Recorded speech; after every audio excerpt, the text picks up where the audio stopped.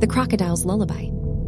The first 20 years of my life, the road to my grandmother's village was the sound of freedom. The rumble of the bus giving way to the putter of a moto, the city's gray dust replaced by the rich, red earth of Kampong Chhnang. It was the smell of home. Not my home in Phnom Penh, with its exhaust fumes and perpetual construction, but a deeper home, one that lived in my bones. It smelled of ripe mangoes, of charcoal fires, of the damp, life-giving scent of the river that fed the village. My grandmother, Mai Yi, was the heart of that home. Her hands, gnarled and stained from decades of weaving silk and peeling fruit, were the kindest I had ever known. Her laugh was like the rattling of prayer beads, a comforting, familiar sound. When I was a boy, she would sit on the porch of her stilted house, humming old lullabies while the sun bled into the horizon, painting the rice paddies in hues of orange and violet. That's the memory I was chasing when I went back this year. I was 26, tangled in the deadlines and digital anxieties of city life, and I craved that peace. I craved her smile, the weight of her hand on my head, the simple certainty of her world. But the home I found was not the one I had left. The village was quieter, the river seemed darker, and the air in my grandmother's house, it was different. It was as thick as condensed milk, heavy with the scent of night jasmine and something else. Something coppery and wrong, like old blood. My first night back, I awoke to a profound silence. The usual chorus of geckos and crickets had ceased, leaving a ringing emptiness in the air. The only light came from the family shrine in the main room, a flickering, unsteady glow that pulsed like a weak heart. I saw her silhouette against it. Mai Yi. She sat perfectly still before the small altar, her back to me.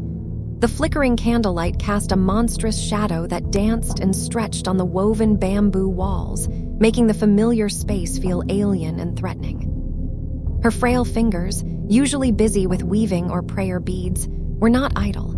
They were on the floor in front of her.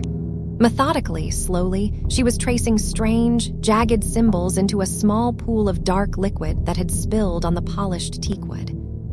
Then she began to hum. It was a lullaby from my childhood, a tune I knew as well as my own name. But the melody was fractured, broken. It would rise softly, then halt, punctuated by a low, guttural clicking from the back of her throat. It was a wet, rhythmic sound, like a reptile's warning. The sound vibrated through the floorboards, a deeply unsettling percussion to a song that was once my greatest comfort. I held my breath, a cold dread coiling in my stomach. I whispered her name. Yi. The humming stopped. The clicking stopped. For a long, terrifying moment, she remained perfectly still, her back a small, hunched shape in the darkness. Then, with an unnatural slowness, her head began to turn. It rotated on her neck with a smoothness that her old bones should not have possessed. The candlelight caught the side of her face, illuminating the familiar web of wrinkles, the soft, sagging skin of her cheek. It was a placid mask. Her expression was utterly blank, devoid of the warmth and love I knew. And then her eyes found mine. They were not her eyes. My grandmother's eyes were dark and kind, clouded with age but always quick to smile. These eyes, these were ancient. They were a pale, predatory yellow, the pupils thin vertical slits, and they held the ancient, patient hunger of a crocodile waiting just beneath the surface of the water. In that instant, the world tilted. The figure before me was Mai Yi, but it was not. It was a shell, a vessel. And what looked out from inside it was something primordial, something that had been waiting in the deep, dark water for a very long time. He, she, it smiled. A slow, thin stretching of my grandmother's lips that did not reach her, his eyes. The clicking sound returned, louder this time, a chilling vibration in the silent house. I stumbled backward, my heart hammering against my ribs so hard I thought they would break. I tripped over my own feet and landed hard on the floor, scrambling away like a crab, my eyes locked on hers. And just as quickly as it had appeared, it was gone. Her face softened. The yellow faded from her eyes, returning to their familiar, cloudy brown. She blinked, a look of confusion on her face as if waking from a dream. "Vanna," she said, her voice her own again, frail and concerned.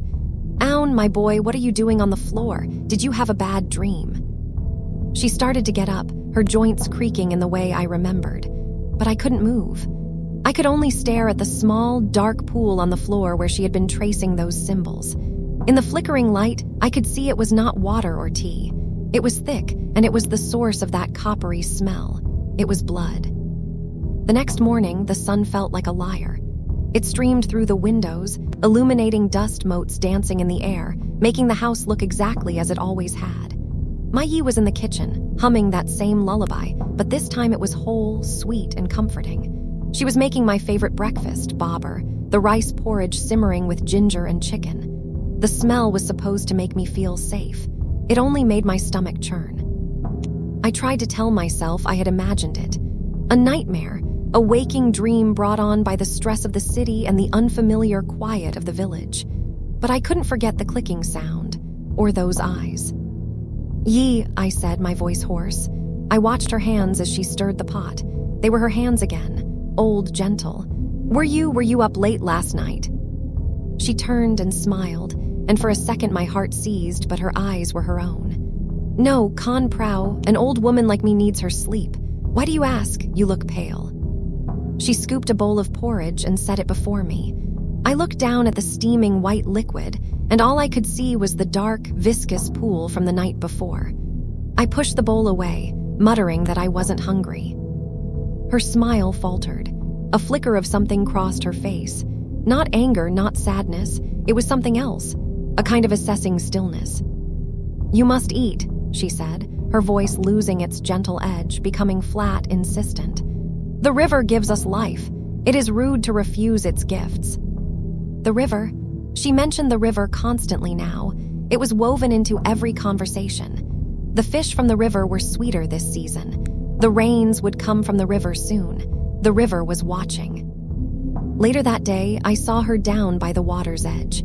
Our house was one of the last before the thick jungle reclaimed the riverbank. She was standing on the rickety wooden dock, her feet bare, her sarong brushing the surface of the murky brown water. She wasn't fishing. She wasn't washing clothes. She was just standing there, staring down into the depths, her body perfectly still. I watched from the shade of a tamarind tree, a knot of fear tightening in my chest. She stood like that for almost an hour, unmoving. Then, she did something that made the hair on my arms stand up. She reached into a small basket beside her and pulled out a piece of raw meat, a chicken heart from the look of it. Instead of an offering to the Nik Ta, the local spirits placed on a proper shrine, she simply dropped it into the water. It vanished without a ripple. She didn't offer a prayer or bow her head. She just watched the spot where it had disappeared, a strange, serene expression on her face. Then she turned and walked back to the house, humming. That night I didn't sleep. I lay on my thin mattress listening to the house settle, listening to the distant call of a night bird, listening for the clicking. Around midnight, I heard the floorboards creak in the main room. I crept to my door, peering through the small crack. She was at the shrine again. This time there was no blood. Instead, she had a bowl of water, clear river water, set before the statues of our ancestors. Her hands were submerged in it, and she was whispering. Not a prayer, but a conversation. Her words were too low to make out, but the cadence was strange, rhythmic, punctuated by those same terrible clicks. I watched, mesmerized and horrified, as her shadow on the wall seemed to distort. It grew larger, longer, the shape of her head elongating, the shoulders broadening. It looked less and less human, and more like something reptilian, something with a long snout and a powerful tail. I knew then, with a certainty that chilled me to my soul, that this was not a dream. I was not losing my mind. Something was wrong, terribly wrong, and it was wearing my grandmother's skin. The next day, I made an excuse to go to the village market. I needed to get away from the house, from her watchful, smiling presence. But more than that, I needed to talk to someone. My destination was the small Wat, the temple at the edge of the village, where an old monk named Lok Ta Soun resided. He had known my grandmother since she was a girl. He knew the history of this land, the stories that weren't told to city boys like me. The temple was an oasis of calm. The air smelled of incense and beeswax. Lok Ta Sound was sitting in the shade of a bodhi tree, his saffron robes a splash of brilliant color against the gray stone. His face was a roadmap of wrinkles, but his eyes were sharp and clear. He greeted me with a gentle smile. "Vanna, it is good to see you. Your grandmother must be happy to have you home." I sat before him, struggling to find the words. How could I explain what I had seen? How could I say that my own Yi terrified me? "Lok Ta," I began, my voice trembling slightly. "I am worried about her. She is not herself." His smile did not fade, but his eyes grew heavy with a knowledge that seemed ancient. "Age changes us all, my boy." "No, it is more than that," I insisted. I told him everything. The scene at the shrine, the blood, the strange symbols, the clicking sound, and the eyes. I described those terrible, yellow, reptilian eyes. As I spoke, the monk's expression grew solemn. He listened patiently, his fingers tracing the beads of his rosary. When I finished, he was silent for a long time, his gaze fixed on the river that flowed just beyond the temple walls. "There are old pacts in this land, Vanna," he said finally, his voice low. "Pacts with spirits older than this temple, older than the village itself. They are guardians, protectors, but they demand respect. They demand a price." He looked at me, his eyes piercing. "Our village has always had a guardian, a powerful spirit of the river. We call him the Krapu Arak, the crocodile spirit." My blood ran cold. "He protects the village from floods, from disease, from misfortune," the monk continued. "In return, he requires a vessel, a bridge between his world and ours, a human host through which he can see and act. This honor, this burden, has always fallen to one bloodline in this village, the women of your family." I stared at him, my mind reeling. A vessel, a host. Your great-grandmother was his vessel, and her mother before her. When she passed, the spirit chose your Yi Esre. It is a bond of immense power. She is not possessed, Vanna. She is a partner. She keeps him calm, she channels his power for the good of the village. She is the keeper of the pact. "But she was never like this before," I stammered. "She was just my Yi." "The pact weakens when respect for the old ways fades," Lok Ta Sound said, his voice laced with sorrow. "The young people leave for the city. The offerings become smaller, less frequent. The river is neglected. When the spirit feels this neglect, it grows restless, hungry. Its ancient nature begins to overwhelm the host. The guardian becomes a predator." The clicking, the hunger in those eyes. The raw meat dropped into the water. It all clicked into place, a horrifying mosaic of truth. "What were those symbols she was drawing?" I asked, my voice barely a whisper. "A language known only to the vessel and the spirit," he replied. "Some are symbols of binding to strengthen her control. Others are symbols of feeding, of invitation." He leaned forward, his expression grave. "The clicking sound you hear, that is his voice, Vanna. The true voice of the Krapu Arak pushing through her throat. You saw his eyes because he is looking through hers now, assessing the world, assessing his domain, assessing you." The last word hung in the air between us, heavy and cold. "Me. You are of her blood," the monk said softly. "You carry the same connection to the river, even if you have tried to forget it in the city. He will be curious about you, a new branch on an old tree." He gave me a small, woven pouch filled with dried herbs and salt. "Keep this on you. It will not repel him, nothing can, but it may cloud your presence from him. It will remind him that you are a guest, not a meal. Be careful, Vanna. Do not look into her eyes when she is not herself. Do not listen to the lullaby she hums at night. And whatever you do, do not follow her to the river after dark." I left the temple with a heart full of ice. The world no longer made sense. My childhood memories were now tainted, cast in a sinister light. Every time my Yi had told me to respect the river, was it her speaking or him? Every lullaby she sang, was it for me, or for the ancient thing that lived inside her? That night, the house felt like a cage. I sat in my room, clutching the monk's pouch, the smell of camphor and dried jasmine filling my senses. I could hear her in the main room humming again, that fractured, broken lullaby, and beneath it, the soft, rhythmic clicking. Click, click, click. I was paralyzed by a new kind of fear. It wasn't just fear of a monster. It was a fear tangled with grief. The woman who raised me, the woman I loved more than anyone, was a passenger in her own body, locked in a lifelong struggle with a crocodile god. And she was losing. Driven by a desperate need for proof, for something tangible, I waited until her humming faded and the house fell silent. I crept out of my room, my bare feet silent on the cool floorboards. I went to the spot by the shrine. The blood from the first night was gone, scrubbed clean, but Lokta Sound's words echoed in my mind. The symbols. I ran my hands over the floor, feeling the seams between the wooden planks. My fingers found a loose board. My heart hammered as I carefully pried it up. The space beneath was dark, filled with the smell of damp earth and decay.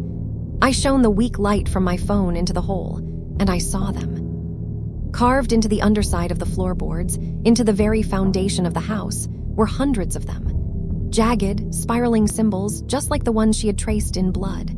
They overlapped, a chaotic tapestry of ancient, menacing art. Some were faded and old, others were fresh, the wood still pale where it had been cut. It was a history of the pact, etched into the bones of our family home. And lying amongst the dust and spiderwebs was a small, leathery object. A child's shoe, old, worn, and stained with something dark. I dropped the floorboard back into place, a strangled gasp escaping my lips. My mind flashed to stories the old folks used to tell, hushed warnings about children who wandered too close to the river and never came back. They were always dismissed as tragic accidents, cautionary tales. But now I wondered if they were offerings, sacrifices to appease a hungry spirit when the pact grew weak. Suddenly, a floorboard creaked behind me. I spun around, my phone's light cutting a trembling beam through the darkness. She was standing in the doorway to her room, not 10 feet away. Her face was a blank mask. Her eyes were glowing with a faint, yellow luminescence. "You should not have looked," she said, but the voice was not hers. It was a low, layered rasp, as if two voices were speaking at once, her frail whisper and a deep, watery rumble. "Some doors are meant to stay closed." The clicking started, loud and aggressive, a sound that seemed to come from the walls, from the floor, from the air itself.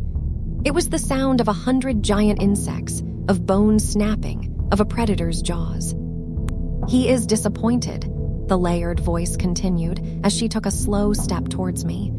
"The bloodline grows weak, it leaves the river, it forgets its duty, it forgets its fear."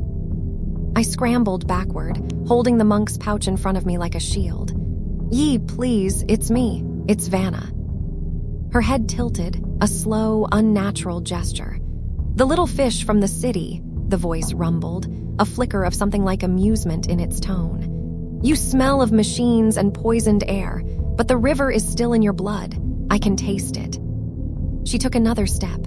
The shadow she cast on the wall was enormous now, the reptilian shape undeniable.